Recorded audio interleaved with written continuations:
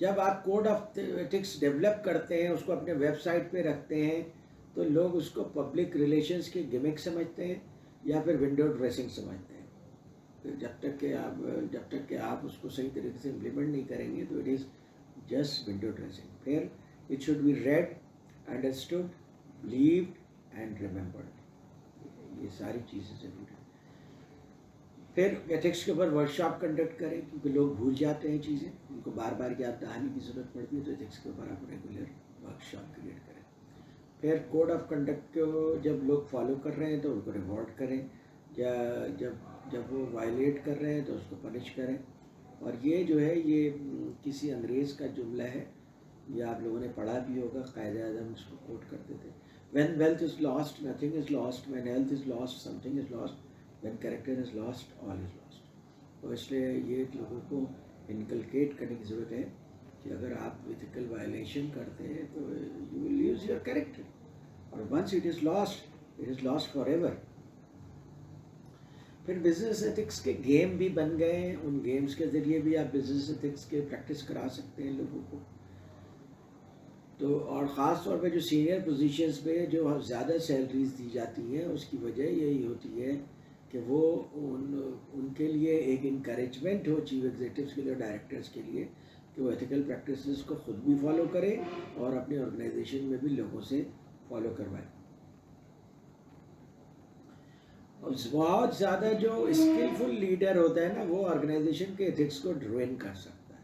اور بہت اگر ایوریج درجے کا لیڈر ہو تو اس کے لیے اتنا آسان نہیں ہوتا کہ آرگنائزیشن کے ایتھکس کو روین کر سکے. عام طور پہ پاورفل لیڈرز آرگنائزیشن کے ایتھکس کو روین کرتے ہیں.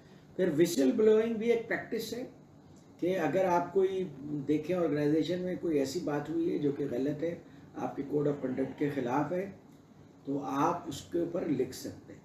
آپ اپنے نام کے ساتھ بھی ایک اپلیکیشن دے سکتے ہیں اومبڈسمین کو. آرگنائزیشن، بڑی آرگنائزیشن میں اومبڈسمین ہوتے ہیں کمرشل آرگنائزیشن میں، اور انانیمسلی بھی دے سکتے ہیں کہ جناب یہ کچھ وائلیشن ہوئی ہے، اس کو آپ چیک کریں. تو وہ پھر پوری انویسٹیگیشن کی جاتی ہے اس کو.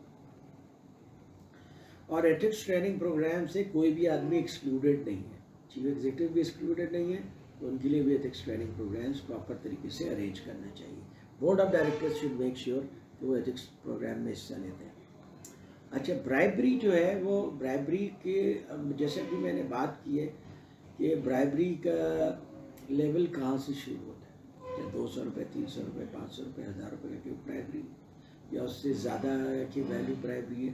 تو برائبری کی ڈیفینیشن یہ یوکے کی کون سی بہت مشہور ڈکشنری ہے، اس میں لکھی ہوئی ہے: آفرنگ، گیونگ، ریسیونگ اور soliciting any item of value to influence the action of an official or other person in discharge of public or private duty. تو یہ بڑی کمپریہنسو ڈکشنری ہے، یعنی اس کے اماؤنٹ اتنی ہونی چاہیے کہ وہ اس کو انفلوئنس کرے. اور یہ برائب گفٹ کی شکل میں بھی ہو سکتا ہے کہ آپ نے گفٹ دیا، دوسرا آدمی نے گفٹ سمجھ کے لے لیا، لیکن ایکچولی وہ بیسیکلی ریسیپینٹ کا کنڈکٹ کو انفلوئنس کر رہا ہے. تو یہ ساری چیزیں برائبری میں آتی ہیں.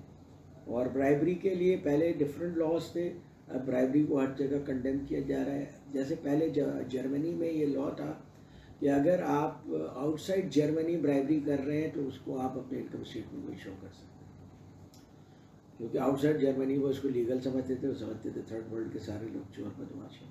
اور inside Germany it was illegal, لیکن اب انہوں نے دونوں کو انلیگل کر دیا.